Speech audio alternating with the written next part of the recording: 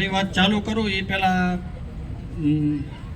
સૌરભભાઈ, મિહિરભાઈ અને ધર્મેશભાઈ મંડળ વિશે બહુ સરસ કીધું છે.